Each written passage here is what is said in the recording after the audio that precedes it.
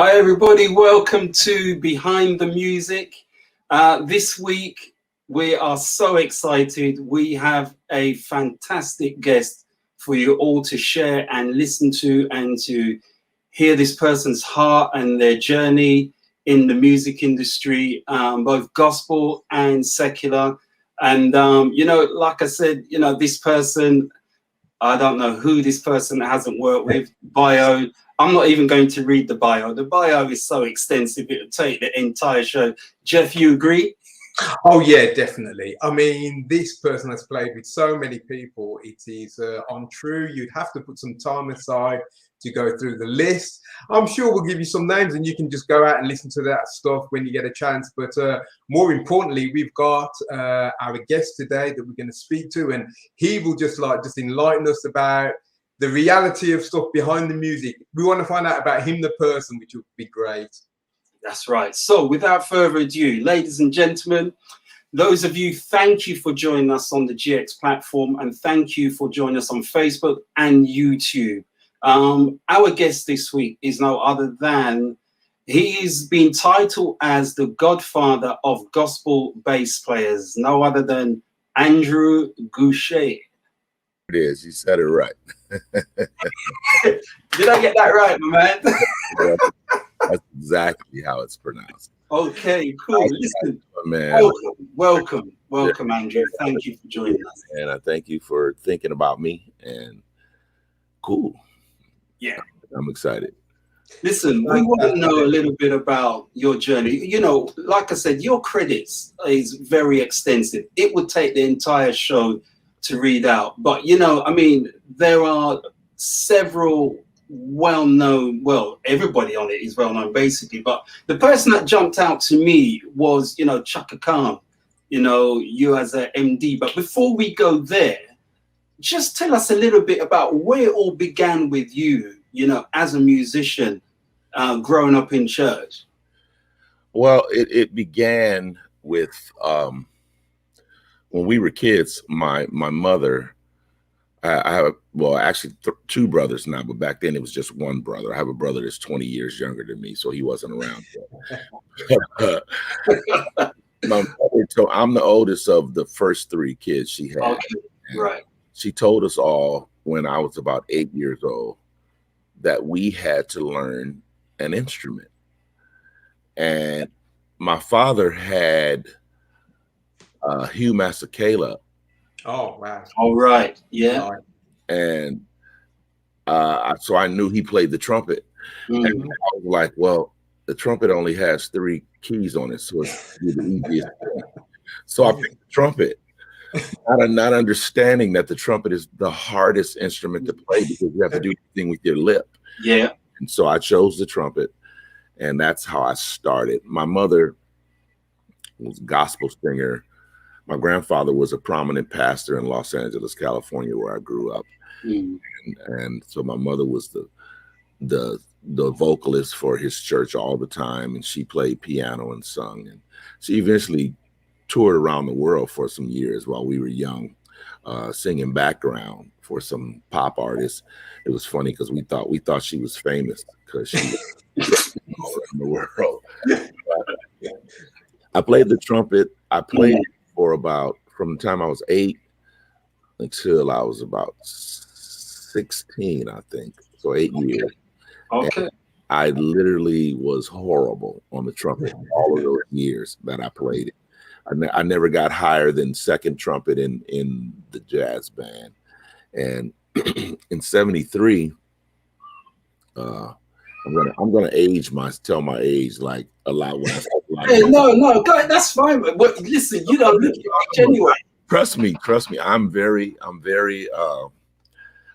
grateful and appreciative for still even being around now. There's a Winans song. I don't know if you remember. It said millions didn't make it, but I'm glad I did. Yeah. So that's kind of my testimony right about it. Okay. In '73, I saw Larry Graham on a show called Soul Train. I know you guys are familiar with Soul Train.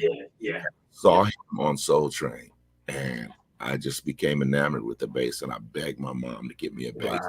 So she got me a bass for Christmas, and it was from a department store. I remember the bass. It was a bass brand called the Tysco bass, and with a Sears Silvertone amp. The bass and the amp together were like $129. Okay. But to me, that was the greatest thing ever. Yeah.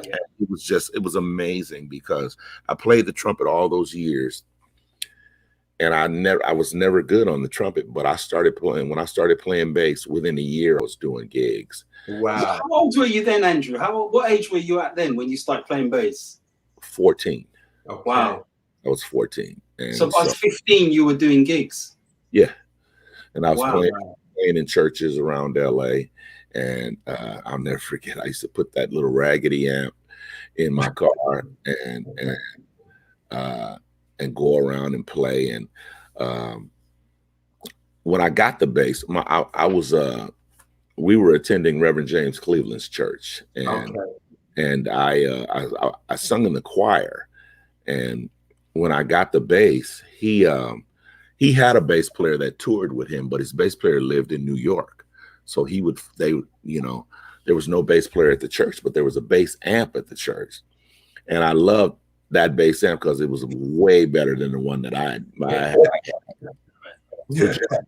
Literally, since there was no bass player at the church, I asked him if I could bring my bass and try to learn the songs. And he allowed me to sit over on the side and try to figure out the songs. And that was literally my school. And, and it's funny because when people ask me like who my influences were not bass players, because James always had the greatest singers, and so singers were my influences. And I didn't realize it then, but that's the way. I think that's the reason that my playing is the way it is. Like, it's not like traditional bass. I don't do traditional bass licks, and I'm thinking melodies all the time when I play. And so you literally play like a lead singer. Well, yeah. Well, I listened to some of your I listened to your album. Well, You Don't Need No Bass. Yeah, that's me doing solos, and I had to grow into that. I started working on that album in 2002. Okay. And I didn't release it until 2015. Wow. Okay. And initially, I don't know if you've ever heard of Donald Hayes, incredible gospel saxophone player. He's not a guy. Well, he's a gospel guy, but he does a lot of stuff now. We always played together, and when we initially started recording my songs, I had him playing all the melodies on all the songs. And then I was like, well, it sounds like his record, not mine. So I literally took him off of all the songs. There's just a couple where he's playing along with me, and I had to practice. I wasn't. And it's funny when you become prolific at something, then you're not used to not being good at something. So I was not. I played. If you listen to the records I did, I was playing a lot of stuff, but it was still playing the groove, and that's the thing. But I was never playing solos, and I spent most of my life being what they call a sideman, And so I took me a while, and then I had to get over this fear. Like, for some reason, I thought that people weren't going to like my music, and I got stuff going off here. Sorry. So I didn't release it for years. And then my sister, who you guys, I don't know if you know her name, Jackie GOUCHE Ferris, but you know her. Have you ever heard that song, My Help? Yes. That's my sister that wrote that. Oh, wow. Okay. Wow. Yeah. And my whole family is really, really musical. Wow. Fantastic. But she said to me, she said, dude, after all the people you've played with and as much as you've done, you know what sounds good and what doesn't sound good. And that's why I came to the realization that no matter what you do, somebody is not going to like it. Yeah, So that's right. Yeah, that's right. You can't focus on that. There's always going to be somebody that will be critical. Yeah, I like what you do. So I released the album, and it was a blessing for me, because to see people receive my music, that a lot of those songs just were like bass lines in my head, and then I made songs out of them, you know, like as players. Clive, you play bass, right? Yeah. You know how you got like your standard go-to riffs that you, when you pick up your bass, that you always play, and a lot of those songs were like that, and then they became records, man, which was pretty amazing. But so Andrew, can I ask? Did you feel you were under pressure to do something that kind of put you amongst, if you like, bass players that were soloists as well, or were you just happy doing grooves and you felt pressurized to do something a little different? Well, I just figured, I realized that I had something to say, like I had a voice, and what I had to do was become comfortable with what my voice was. Like, I love all the great bass players, Stanley, Marcus, Victor. But Stanley is Stanley, Marcus is Marcus. That's right. Yeah. Victor. So all I can do is be Andrew GOUCHE. Absolutely right. Yeah. And I'm very, very comfortable. I've been on stage with Marcus. I've been on stage with Victor, and never been on stage with Stanley. But I'm very comfortable in who I am. Yes. I'm worried about trying to do what Marcus does. Now, he does do some licks that I like, and I'll steal one of his licks if I like it. But I'm never trying to sound like Marcus Miller. I don't want to do that, you know. And I would always encourage people, it's great to glean and take things from people you admire. But what you have to do is be conscious of having your own voice, you know. And God he gave your voice to you, not anybody else, you know. And be comfortable with the fact that everybody's not going to like you.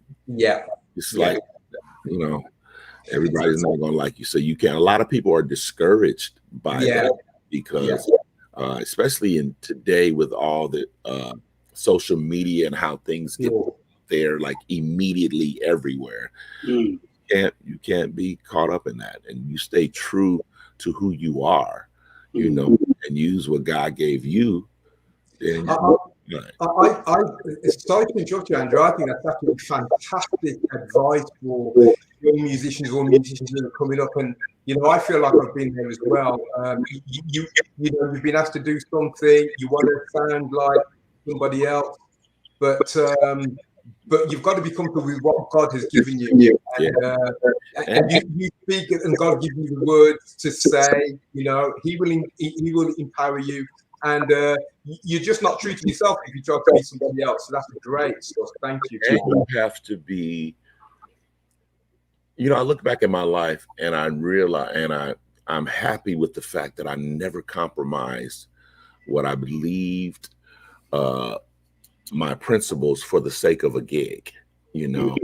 And there are a million gigs. I got a lot of gigs, but there was many more gigs that I would never have gotten, because I'm the way I am. And you have to be comfortable with, sometimes you won't get the gig, you know. But God, He's always just been so faithful to me, man. And my wife and I been talking a lot about how, you know, when, you know, everybody knows the Lord's Prayer. And we say, give us this day our daily bread. So give me what I need today.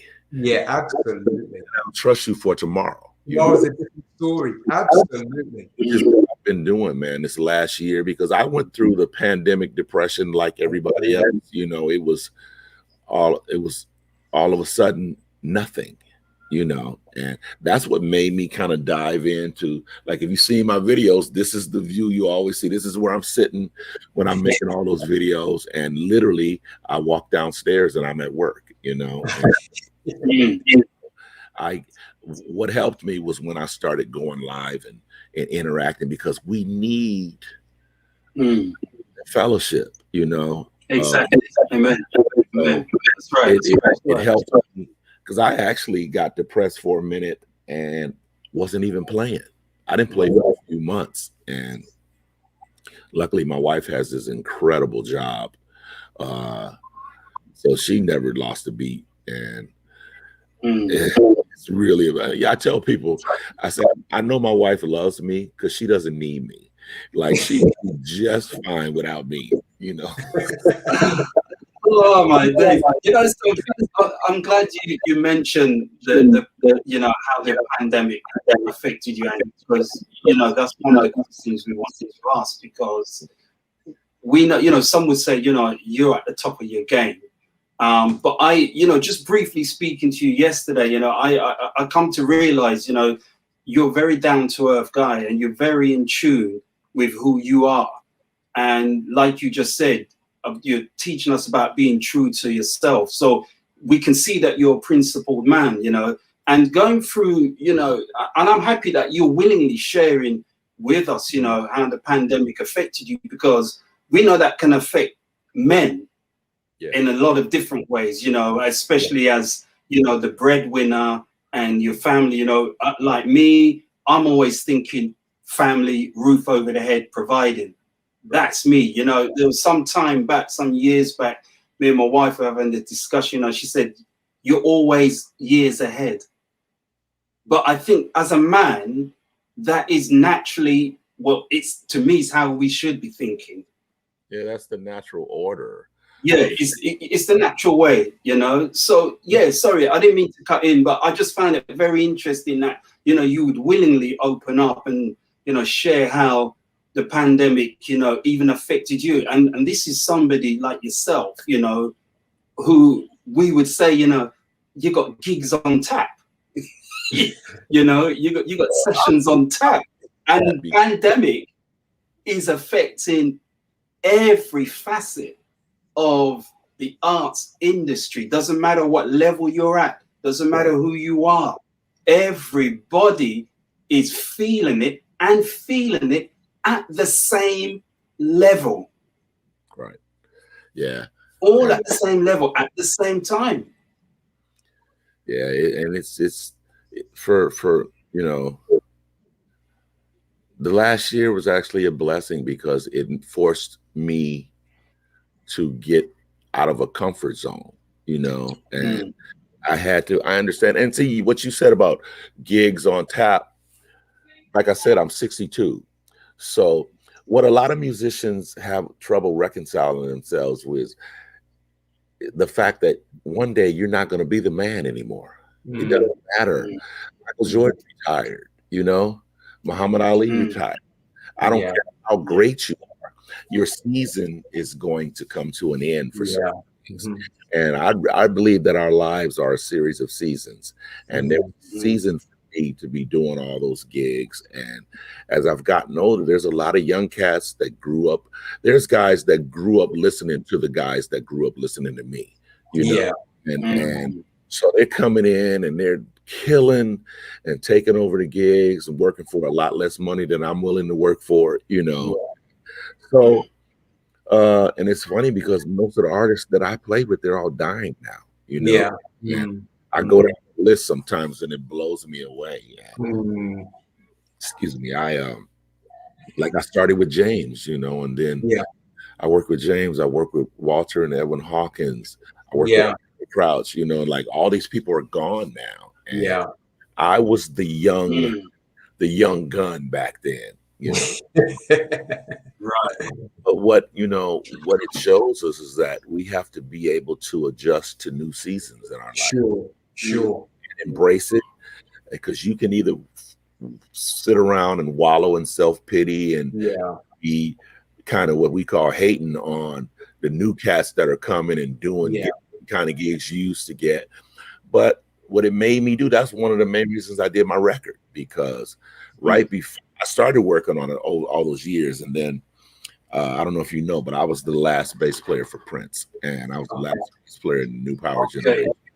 Right. And that gig ended for me in 2015, so I haven't had a touring gig since 2015. But what I do, I do records all the time. People send me tracks from all over the world. So I'm going to put a plug in. Anybody needs tracks, hit me up, Facebook or Instagram. But, you know, that's what I do. And I give lessons. I started giving lessons, and Zoom made, and Skype and all that stuff made that very easy. And I learned that I have the temperament to teach. I never had to do that, you know. But I like doing it, you know, and it's just nice interacting with people, man.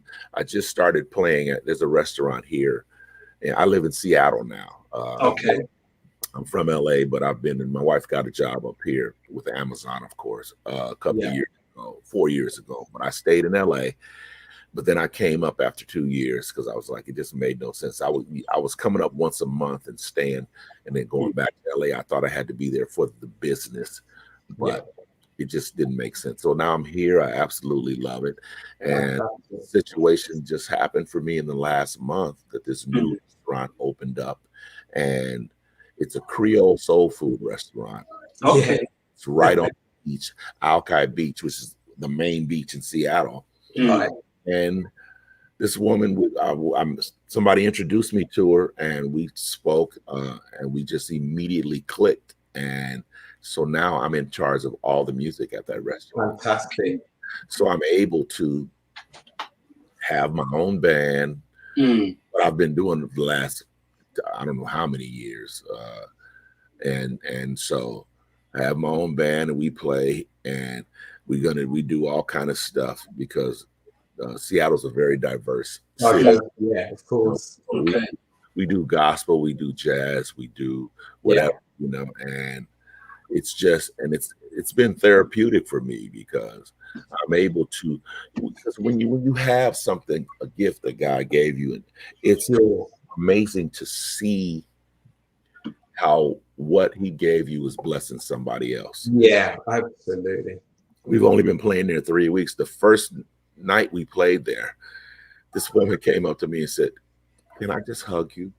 To me, that's what it's all about. Yeah. So I see the thing up here that says 10 minutes to wrap up. Are we almost done? Yeah, well, we're coming down, but you know, before we do, I just wanted to talk a little bit about your album. You know, there's a track is mainly the first. Well, there's a few tracks. I mean, I love what you did with Eleanor Rigby, and you know, the last track there, you know, that Gap Band track, Early in the Morning. But listen, the one that gets me is We Don't Need No Bass. Well, that's the name of the album, and that came in the 70s when there were no gospel bass players. That's why they call me the Godfather, because I was almost me and Joel Smith were the first two that ever got recognized, you know. And I would go around to churches, literally, and it's a true story what I'm saying. I would go to a church to play, and they'd say, "We don't need no bass. It's on the pedals." You know what? Let me just Andrew, forgive me. Let me just play that track. Okay. Yeah, let me just play that track, because you know what? I wanted to ask you about it because Jeff and myself were talking earlier. Now we've both experienced this as well, so it wasn't just in the US. But listen, everybody, viewers, listen to this. Man, when I was coming up, they didn't even want bass in church. They used to tell me, "You don't need no bass. Organ player can play bass on the pedals." But it ain't like that no more.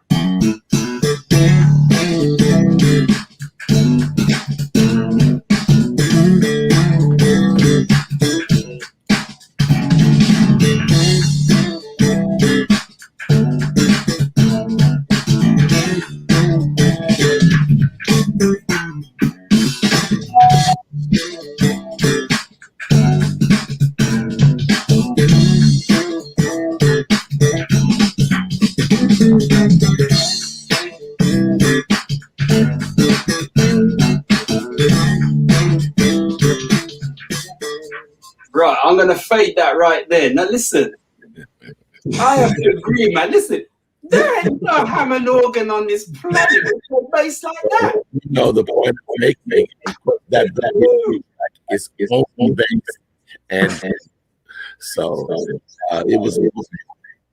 I don't know what made me do that. I just was like, no, because I'm saying, ooh, attitude.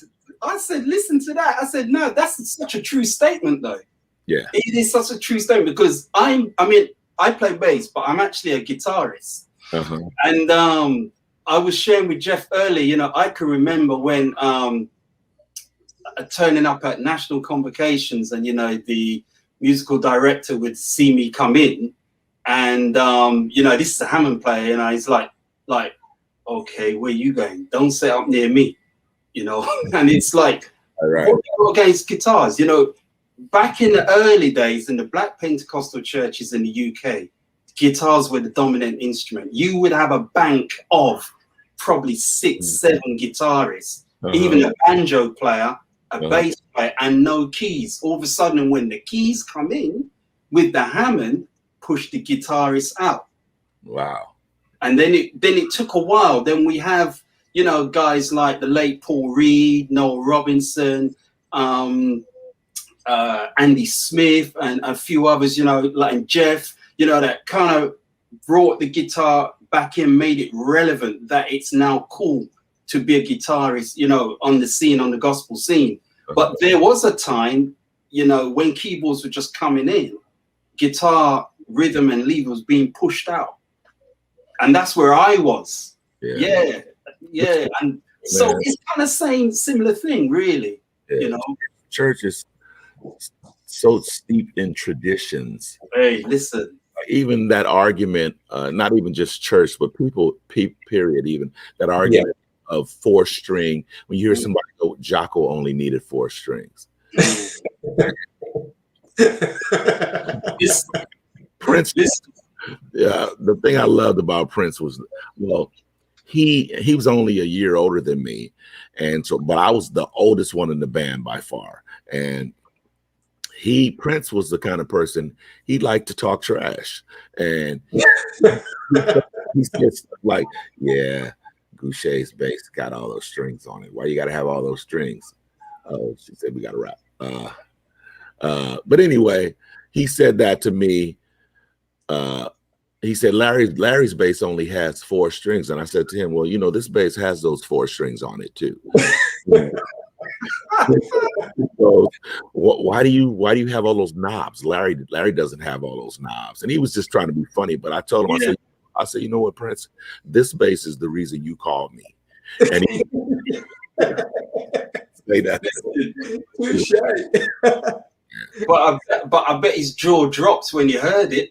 Oh, that's how I got the gig, because when I was playing with Shaka, we opened up for him a bunch of times in 2011. And the first time he saw Shaka's show, he came running looking for me. And he was like, oh man, dude, you were killing. Like, he was talking to me like I was him and he was me. He was like, who did those arrangements? I was like, well, I did, you know. And I would tell people, if you wanted to see some of that Shaka Khan stuff, go on YouTube and just type in Shaka Khan North Sea Jazz Festival. Okay. Yeah. 2011. But somebody spelled bass wrong on here. Yeah. That's it. EASS. But anyway, so that's how I got it. Because after that show, every show we did after that, be standing on the side of the stage with his dark shades on, watching me play.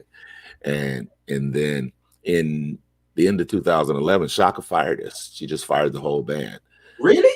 Yes, they do that, man. You know, you realize these artists are all crazy and they're very whimsical. And at some point, she was just like, okay, I want a new band. And literally 1 week after she fired us, Prince, his keyboard player, Cassandra O'Neill, called me and said, Prince wants to know if he can have your number. He wants to call you. And a week after Shaka fired me, Prince called. So I'm a living witness of one door closing and a much more gigantic door opening, you know. So Listen, you know, this has been fantastic. Obviously, you know, it's only a half-hour show, and you know, it's never ever long enough. And especially someone like yourself, We'll do an hour. You know something, we're gonna have to move to that. We're gonna have to talk to our producer and probably, you know, look, we'll talk. Just hold the line. Listen, guests, thank you for tuning in. You know, again, you know, forgive us, but we've run out of time. And yes, we know some of our guests, you guys want to know a little bit more about, and we do need to go a bit longer. We'll sort it out in time to come. Just bear with us. But, you know, we've come to the end of the show. Thank you for tuning in. And, you know, thank you to our guest, Andrae GOUCHE. And, you know, look, it may not be the first, the one and only time. Let's hope, you know, we can do this again, and we can talk a little bit more. You guys can get to hear a little bit more about this great man's life and his journey, and he can encourage us some more. So listen, it's a goodbye from me till next week. Geoff. See you, everybody. And Andrew, thank you so much for just sharing your thoughts. It's been a fabulous time. And you've given us all a lot to think about. And thank you for using your gift that God has given you to bless the world with your music. Thank you. Praise God. Thank you, guys. Hold the line, Andrew. We'll talk behind the scenes. All right. God bless you, everybody. Take care. Bye for now.